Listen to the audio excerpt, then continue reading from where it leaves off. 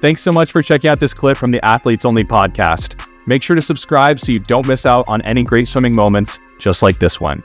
And now, here's today's guest, Gary Hall Jr. My introduction to the international circuit was World Championships in 1994 in Rome. And the Chinese women won almost every single event except for the women's 200 freestyle. Every single event. And they were even like taking 2 medals, and a lot of them, the top 2. It was a blowout. And I had never seen international swimming before. And a Chinese woman got up out of the warm-up pool about to race, and she jumps up out of the pool and squares up to where I was, waiting to jump in. And she was just so I got stronger later in my career. I wasn't weak at that point, and she just could have bludgeoned me to death with her cap and goggles. And it was just unnatural. It was unnatural. And I've been around top level. I trained with Olympians, from the age of 13, 14 years old on. So I'd seen what Olympic athletes look like. And there was something clearly wrong in the fact that they were just blowing everybody else out of the water. In the 98 World Championships, it wasn't the anti-doping agency that found and confiscated something enough human growth hormone to fuel a North Korean army. It was like and it was stuffed into a teddy bear. So I knew all along there was systematic doping going on in China and other countries, as I came to find out later on in my career, and was very outspoken about it. Questioned why Amy Van Dyken was called to testify in the Balco hearings.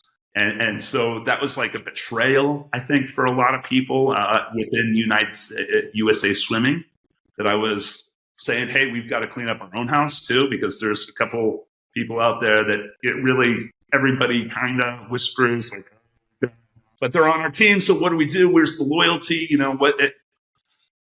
The sport will never get clean unless the athletes start turning in their teammates and the coaches that are introducing them to these substances. Yeah. It can only be regulated internally.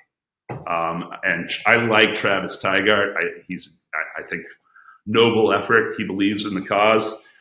With his resources, he's ineffective. USA Anti-Doping Agency. WADA is as corrupt as World Aquatics. It's like FIFA. If there's money, it's good. And China has certainly, provided a lot of support through the years. And so we need to examine why 20-some athletes that tested positive for doping were able to compete in the last Olympic Games. And it's not wrong for somebody to stand up and say that. We don't expect perfect. There will always be somebody that can slip through the cracks. But when it's just so blatant, and it's gone on for so long. I mean, I swam a long time ago. 94 World Championships was a long time ago. China never cleaned up their act. They've 30 years later. And so is the Russian. So is the Russian Federation. And we know it. And it seems like the anti-doping agencies and World Aquatics have dragged their feet and have only responded to outcry from around the world to even address it as a conversation topic, let alone inflict punishment. Yes, I was banned from the sport for smoking marijuana in 1998. It also came on the heels of me calling for a union and professionalizing the sport and doing a lot of activities. So it's a politically motivated organization that is in of using, tactics. If you steal $1,000, you go to jail.